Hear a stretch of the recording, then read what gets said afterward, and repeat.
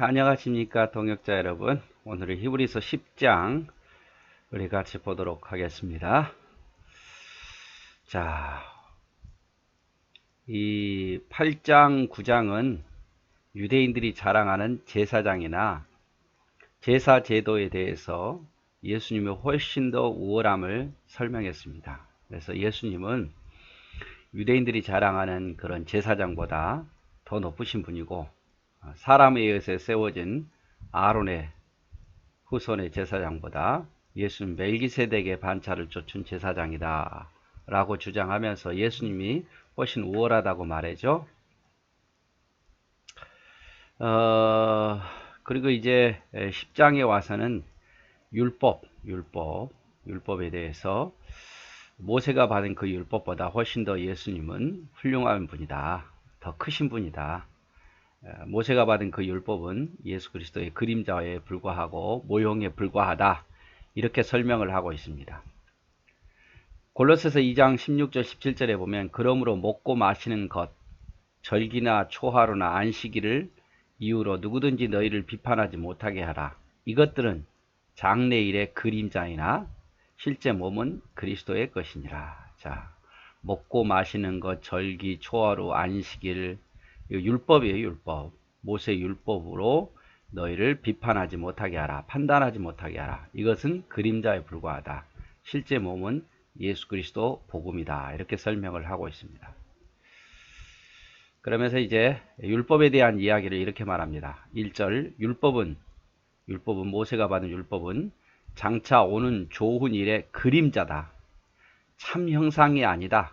그림자에 불과하고 진짜 실제 참 형상이 아니다. 해마다 늘 드리는 그러니까 해마다 율법에 의해서 해마다 늘 하나님께 예물을 드렸죠. 속죄일에 7월 10일 속죄일에 대속죄일에 해마다 하나님 아버지 앞에 죄사함 해주십시오 가고 다음에 또 가서 해주십시오 하죠.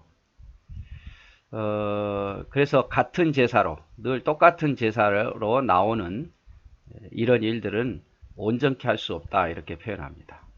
그래서 율법은 모세에서부터 나온 그 율법은 장차 오는 앞으로 올 것에 대한 그림자고 참 형상이 아니다. 이 율법은 해마다 늘 같은 제사로 나오고 있어서 우리를 온전하게 할 수 없다. 그래서 온전하게 할 수 없다, 이런 뜻은 뭐라 해야 될까요? 온전한 사함이 될 수 없다, 이 말이죠. 왜냐하면 1년마다 대속죄일 같으면 1년마다 하나님께 죄를 사해달라고 또 와야 되잖아요. 그리고 또 이스라엘 백성들의 범죄할 때 속죄제나 석건제, 범죄할 때마다 짐승 가지고 와야 되지 않습니까? 그래서 이런 것들로는 온전하게 할 수 없다, 이 말이죠. 2절 그렇지 아니하면 섬기는 자들이 단번에 정결케 되어 다시 죄를 깨닫는 일이 없으리니 어찌 드리는 일을 그치지 아니하였으리요. 만약에 이 율법이 온전했다면 섬기는 자들이 단번에 정결하게 될 거다. 그리고 죄를 깨닫는 일도 없을 거다. 왜? 모든 죄가 다 사함 받았기 때문에 그 죄를 다시 하나님 앞에 고할 이유도, 속죄제나 속건제를 드릴 이유도 없단 말이에요. 그래서 죄가 없기 때문에 단번에 정결하게 되어 죄를 깨닫는 일도 없고 죄가 없기 때문에 또다시 그런 속죄제물을 드릴 일이 없었을 것이다. 그런데 봐라, 지금도 여전히 속죄제물을 드려야 하는 이유가 뭐냐? 그 해당 죄만 사함받고 또다시 지은 죄에 대해서는 사함을 받을 수 없기 때문에 늘 죄를 지을 때마다 또 번제물을 가지고 와야 되고 1년에 한 번 또 반복된 날 7월 10일에 또 백성들을 위한 속죄제물을 드려야 되지 않느냐. 그러므로 너희가 말한 유대인들이 주장하는 그 율법은 온전케 할 수가 없고 오히려 장차 오실 예수 그리스도, 너희가 믿는 그 복음, 그것이 참 형상이다. 그것의 그림자에 불과하다. 이렇게 지금 계속 설명을 하고 있습니다. 그래서 만약에 온전했다면, 구약의 제사장들이 드린 제물이 온전했다면 단번에 정결케 되었을 것이고 하나님 앞에 속죄하는 예물을 드릴 이유도 없었을 것이다. 이렇게 설명을 하고 있습니다.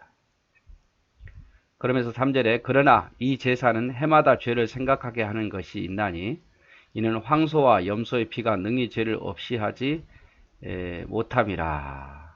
자, 그러나 또 좋은 것도 있대요. 해마다 죄가 생각나요. 해마다 죄를 생각나요. 송아지 번제물로 드리고 염소 번제물로 드리죠. 황소와 염소의 피가 능히 모든 죄를 없앨 수 없으므로 죄를 지을 때마다 죄가 생각난다 이 말이죠. 죄가 생각난다. 그렇다면 이렇게 볼 수 있죠. 모형인 율법을 왜 주셨는가? 왜 모형인 율법을 주었는가?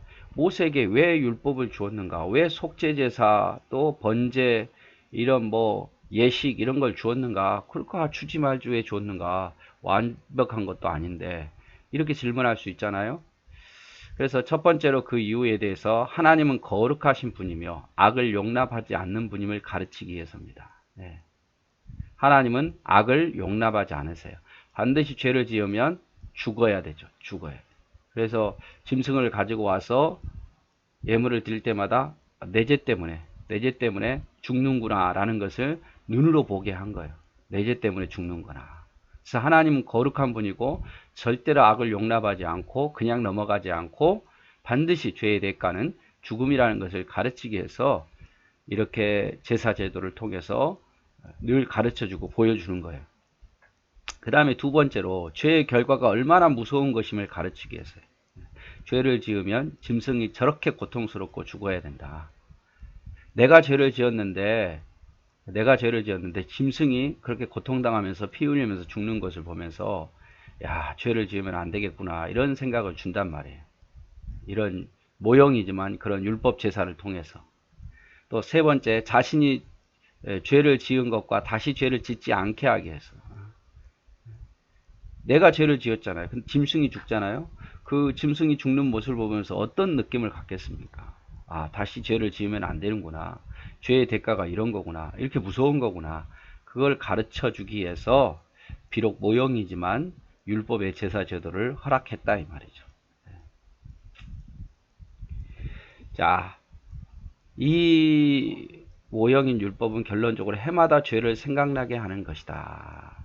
해마다 죄를 생각나게 하는 것이다. 그래서 해마다 죄를 생각나게 하기 위해서 이런 모형을 주었다 이 말이죠. 율법을 도대체 왜 줬는가? 뭐 그림자에 불과하고 참 형상도 아닌데 온전케 할 수도 없는데 근데 왜 줬는가? 죄를 생각나게 해서 그런 걸 통해서 죄가 얼마나 무서운지 죄를 지어서는 안 된다는 거 하나님이 거룩한 분이라는 걸 깨닫게 하기 위해서 줬다 이렇게 표현을 하고 있습니다. 자, 5절 그러므로 세상에 임하실 때에 가라사대 하나님이 제사와 예물을 원치 아니하고 오직 나를 위하여 한 몸을 예비하셨도다. 자, 세상에 임하실 때 이 말은 예수님이 이 땅에 속죄제물로 오실 때 세상에 임하실 때 예수님이 세상에 임하실 때 하나님이 제사와 예물을 원치 아니하고 나를 위해서 한 몸을 예배했다. 그래서 자, 제사와 예물을 계속 하나님이 그것으로 만족했다면 예수님이 오실 이유가 없지요.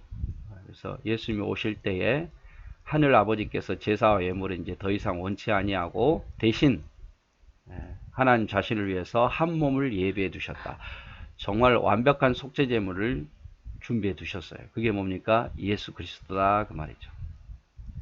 전체로 번제함과 속죄제는 기뻐하지 아니하시나니. 그래서 이스라엘 백성들은 번제 또 속죄제 이런 것은 하나님이 이제 더 이상 기뻐하지 않는다 이 말이죠.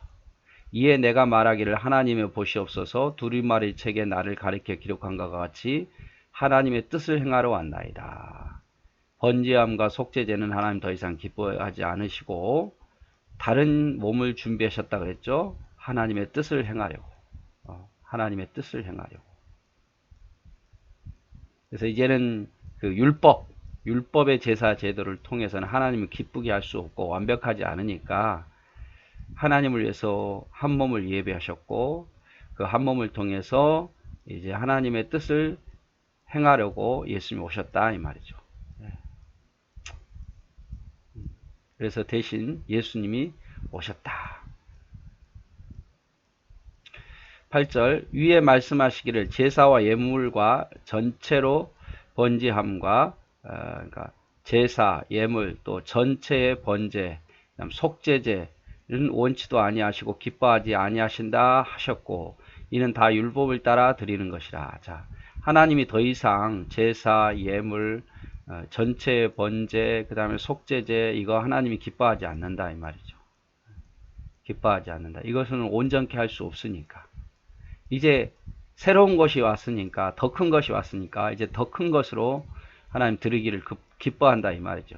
그 후에 말씀하시기를 보시옵소서 내가 하나님의 뜻을 행하러 왔나이다 하셨으니 그것을 폐하시면 둘째 것을 세우리 하심이라. 그것을 폐하시면 그 첫 것을 폐하시면 뭡니까? 율법을 폐하시면 이제 율법은 이제 폐해졌다 이 말이에요. 율법은 이제 뒷방으로 갔다 이 말이죠. 왜? 더 큰 것을 세우리 하심이라. 예수 그리스도를 통해서 우리를 속죄로 세우시기 위해서. 그래서 이 뜻을 쫓아 이 하나님의 뜻을 쫓아서 이 하나님의 마음을 쫓아서 그리스도의 몸을 단번에 들이심으로 말미암아 우리가 거룩함을 입으니라. 이 하나님의 뜻에 따라서 하나님 뜻이 뭡니까? 제사와 예물과 전체로 번제함과 속죄는 하나님 원하지도 기뻐하지 아니하시고 첫 것을 폐하시고 둘째 것을 세우려는 하나님의 뜻을 쫓아 누가 오셨습니까? 그리스도가 오셔서 자신의 몸을 드림으로 우리가 거룩함을 얻었다 이렇게 표현을 하고 있습니다. 제사장마다 서서 섬기며 자주 같은 제사를 드리되 이 제사는 언제든지 죄를 없게 하지 못하거니와. 자, 매일 서서 섬기는 과거의 제사 제도로는 죄를 없애지 못한다 이 말이에요. 하지만 그리스도는 죄를 위하여 한 영원한 제사를 드리고 하나님 우편에 앉으사 예수님은 죄를 위해서 영원한 제사, 다시는 속죄제물이나 속건제물을 할 필요가 없는 영원한 제사를 드리고 하나님 보좌 우편에 앉으사 그 후에 자기 원수들로 자기 발등상이 되게 하실 때까지 기다리시나니 쭉 기다리시다가 저가 한 제물로 거룩하게 된 자들을 영원히 온전케 하셨느니라. 네. 거룩하게 된 자들을 영원히 온전케 하셨느니라. 그래서 예수님이 오신 이유는 첫 것을 폐하고 둘째 것을 세우려 하십니다. 첫 것 율법을 폐하고 이제 완벽하게 그 율법을 완성하러 오셨죠. 둘째 것을 세우려 하십니다. 또 자신을 들여 우리를 거룩하게 하시려고 오셨어요. 구약의 제사장은 매일 서서 같은 제사를 드리지만 완전히 죄를 없애지 못합니다. 그러나 예수님은 죄를 위해서 영원히 제사를 드리고 하나님 우편에 앉으셨고 심판 때까지 기다리신다 이 말이에요. 그리고 자신이 제물로 거룩하게 된 자들을 온전케 하시는 분이다 이 말이죠. 예수님의 헌신, 자원하는 헌신이죠. 예수님의 헌신은 자원. 누가 시켜서 한 게 아니라 아버지의 뜻을 알고 자원해서 하신 헌신이에요. 예수님이 오심은 십자가에 죽으심도 그렇고 변치 않는 헌신이에요. 보세요. 예수님이 태어날 때부터 시작해서 십자가에 못 박힐 때까지 정말 고통스럽고 많은 고난을 당했지만 내 뜻대로 하지 마옵시고 아버지의 뜻대로 해달라고 끝까지 변치 않고 헌신하잖아요. 그리고 우리도 변치 않는 헌신을 해야 돼요. 자신이 먼저가 아닌 아버지를 위한 헌신이었어요. 아버지 뜻이 더 중요했죠. 빌립보서 2장 8절 사람의 모양으로 나타나사 자기를 낮추시고 죽기까지 복종하셨으니 곧 십자가에 죽으심이라. 이런 헌신, 자기를 낮추시고 죽음에까지 복종하셨고 십자가에 죽으신 이런 예수님의 헌신. 여러분 우리가 헌신자가 돼야 되는데 이렇게 예수님처럼 나를 낮추고 주님을 위해서 살아가는 것, 그것도 억지로가 아닌 자원에서 변치 않고 아버지를 위해서. 마태복음 16장 22절 23절 베드로가 예수를 붙들어 항변하여 이르되 주여 그리 마옵소서 이 일이 결코 주께 미치지 아니하리이다. 예수께서 돌이켜 베드로에게 이르시되 사탄아 내 뒤로 물러가라. 너는 나를 넘어지게 하는 자로다. 내가 하나님의 일을 생각하지 아니하고 도리어 사람의 일을 생각하는도다. 자, 아버지의 뜻. 예수님 제자가 생각해서 제자가 생각해서 예수님 지키려고 했지만 아버지의 뜻은 그게 아니다 그 말이에요. 그러므로 사탄아 물러가라. 내 일을 방해하지 말라 이 말씀이죠. 그래서 이제 여기 히브리서 10장 1절부터 14절은요. 율법은 온전치 못해요. 앞으로 올 것에 대한 참 형상이 아니고 그림자에 불과하고 온전하게 할 수도 없어요. 해마다 이것은 또 드려야 되는 거죠. 그러나 예수님은 다르죠. 예수님은 아버지가 제사와 예물을 원치 아니하는 것을 아시고 아버지의 뜻을 행하려 왔는데 예수님의 헌신은 어떻습니까? 새롭게 세우는 것. 그리고 예수님의 헌신을 쫓아서 우리가 거룩함을 얻고 또 우리를 영원히 온전케 하신 것. 그래서 율법 첫 번째 율법은 온전치 못한 율법이지만 예수 그리스도에 통해서 온 것은 우리를 온전히 구원하신 것이다. 자신을 드림으로 온전히 구원하신 것이다. 온전한 제사다 이 말이죠. 그러므로 유대인들이 자랑하는 율법이 중요한 게 아니라 너희는 온전한 예수 그리스도가 이 땅에 오셔서 자신을 속죄제물로 드림으로 너희를 구원했으니까 흔들리지 마라. 너희의 구원은 확실한 것이다. 이렇게 지금 이야기를 하고 있습니다. 네, 오늘은 여기까지 하겠습니다. 사랑하고 축복합니다.